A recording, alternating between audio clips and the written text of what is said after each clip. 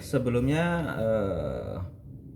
kita membahas perihal fenomena eh, challenge, yaitu dance statue. Nah, kali ini kita akan membahas tentang fenomena live shopping dan juga flash sale. Oke, saya Enggal Ginanjar, saya adalah mahasiswa dari Universitas Insan Cita dan jurusan saya adalah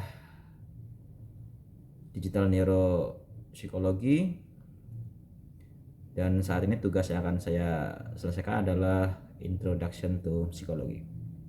Baik, hari ini saya akan membahas salah satu fenomena digital yang semakin populer dan mungkin juga teman-teman pernah alami sendiri, yaitu seperti yang saya sampaikan tadi adalah live shopping dan juga flash sale.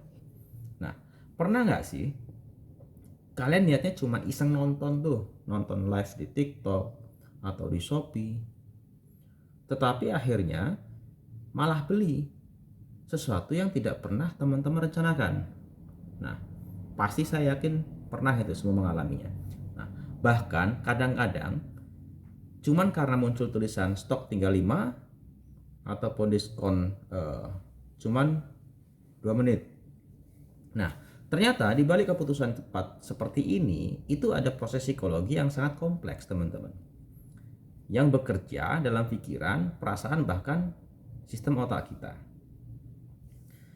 Nah, di video kali ini saya akan ajak teman-teman semua untuk menyelami tentang bagaimana live shopping mempengaruhi cara kita berpikir, lalu kenapa kita jadi impulsif saat lihat flash sale gitu kan, dan apa sebenarnya yang terjadi di otak kita saat itu berlangsung. Jadi tetap tonton sampai akhir karena kita akan membedah fenomena ini dengan kacamata psikologi modern. Let's get started. Oke, seperti kita ketahui teman-teman, live shopping adalah metode belanja online di mana penjual mempromosikan barang secara langsung melalui video live streaming. Oke, itu live shopping. Nah, sementara flash sale adalah promosi terbatas waktu yang menawarkan potongan harga sangat besar biasanya. Itu pun dalam hitungan menit. Ya, seperti di Uber gitu kan.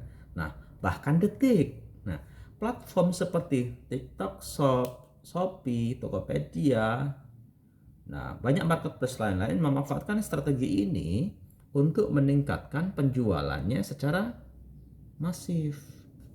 Nah, dalam live shopping kita sering melihat kata-kata seperti cepetan ya, tinggal 5 menit lagi, cepetan ya, tinggal 5 menit lagi ya, buruan sebelum kehabisan, atau harga cuma berlaku 2 menit.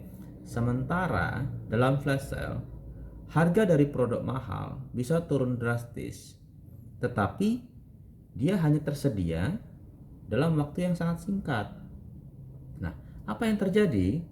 Banyak dari kita menjadi terdorong tuh gara-gara tadi itu. Akhirnya kita jadi terdorong untuk membeli secara spontan meskipun sebelumnya tidak kita rencanakan. Nah, inilah yang akan kita bahas secara psikologis.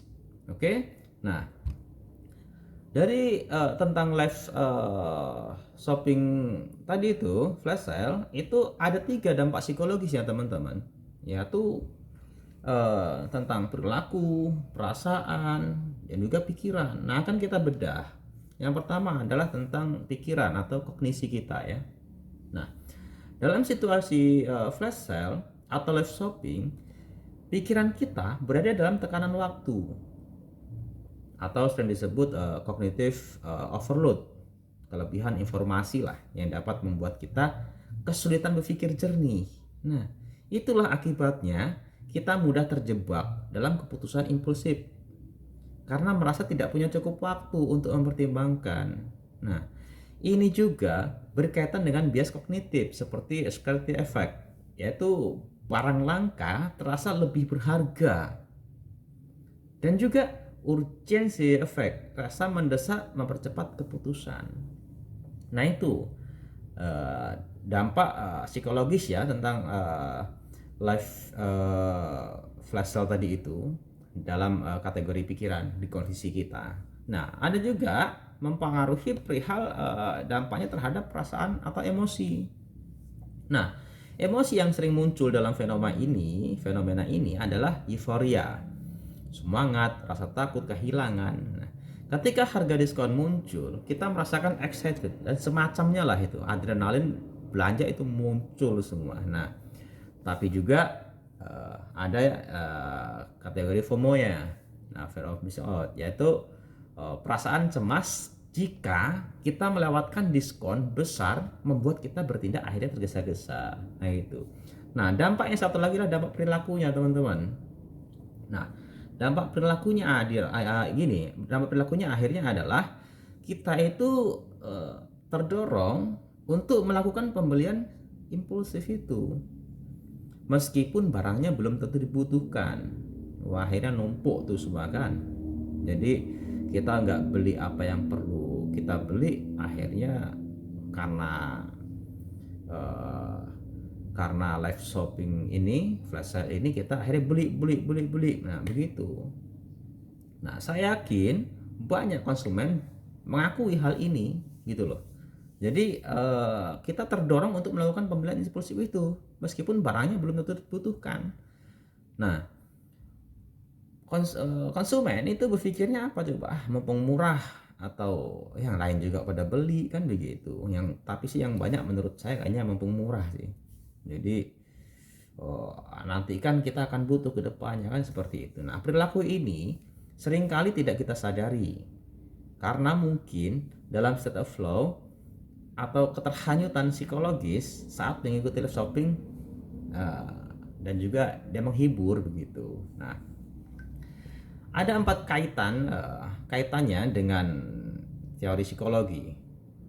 Jadi ada kaitannya ya dengan teori psikologi tentang live shopping dan juga flash sale. Nah, teman-teman harus catat nih, harus ingat-ingat.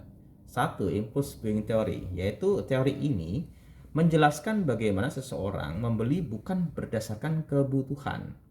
Oke, dia membeli bukan hanya berdasarkan kebutuhan, tetapi karena dorongan sesaat. Live shopping dan flash sale memicu ini melalui tekanan waktu dan visual yang menarik begitu. Dan juga teori dari behaviorisme, yaitu B.F. Skinner. Dalam behaviorisme, perilaku terbentuk oleh stimulus dan penguatan.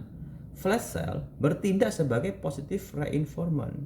Nah, ini konsumen akhirnya merasa untung ketika mendapatkan barang murah, dan itu memperkuat perilaku belanja serupa di masa depan. Akhirnya terus. Nah, itu numpuk akhirnya lama-lama. Ada juga yang kategori ketiga adalah teori sosial kognitif dari Albert Bandura. Nah, kita belajar dari apa yang kita lihat. Melihat orang lain belanja dan antusias dalam live shopping membuat kita terdorong untuk meniru, terutama jika mereka terlihat puas atau senang. Inilah proses modeling behavior. Selanjutnya ada teori kognitif dissonance dari Leon Festinger. Setelah melakukan pembelian impulsif, banyak konsumen mengalami konflik kognitif seperti ngapain ya tadi beli ini, ngapain ya beli, harusnya nggak beli ya. Lalu membenarkan tindakannya dengan berkata, tapi diskonnya gede banget kok, pasti berguna nantinya. Nah, itu ada dalam teori kognitif dissonance. Yang seterusnya ada dari self regulation failure. Fenomena ini juga menunjukkan kegagalan dalam pengendalian diri. Jadi self controlnya hilang tuh, gagal kan. Nah, individu tidak mampu menahan dorongan sesaat karena sistem pengambilan keputusannya cepat. Jadi fast thinking lebih dominan dibandingkan pengambilan keputusan yang rasional. Nah, begitu. Ya. Bagaimana sih kondisi otak pada saat flash sale? Nah, kita akan bahas kondisi otak kita. Saat kita terlibat dalam live shopping atau flash sale, otak itu memproses banyak hal sekaligus. Bagian otak yang sangat aktif adalah sistem limbik, terutama amigdala, yang memproses emosi seperti kegembiraan dan kecemasan. Dan juga ada striatum, bagian dari sistem reward otak yang dilepaskan saat kita merasa menang karena berhasil membeli barang diskon. Wah, besar diskonnya kan. Nah, yang ketiga ada dopamin. Ini dilepaskan ketika kita mendapatkan produk dengan harga murah. Ini menciptakan perasaan puas, mirip seperti saat mendapatkan hadiah lah begitu.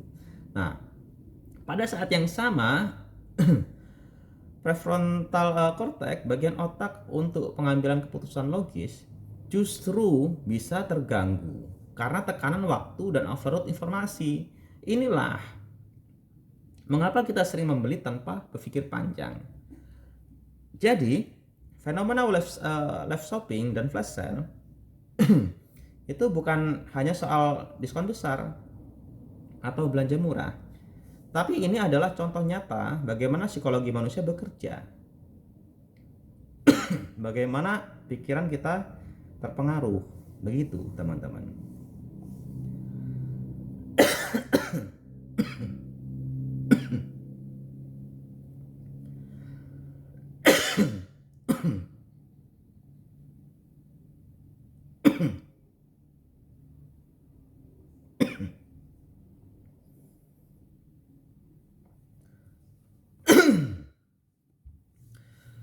Jadi, fenomena live shopping dan flash sale bukan hanya soal diskon besar atau belanja murah, tapi ini adalah contoh nyata bagaimana psikologi manusia bekerja, bagaimana pikiran kita terpengaruh, bagaimana emosi mendorong keputusan cepat, dan bagaimana perilaku kita dibentuk oleh sistem reward otak. Dengan memahami aspek-aspek psikologi ini, kita bisa menjadi konsumen yang lebih baik dan sadar terhadap pengaruh sosial serta tekanan kognitif dalam era digital saat ini. Oke, terima kasih telah menyaksikan video ini. Semoga bermanfaat. Sampai jumpa di pembahasan psikologi berikutnya. Bye.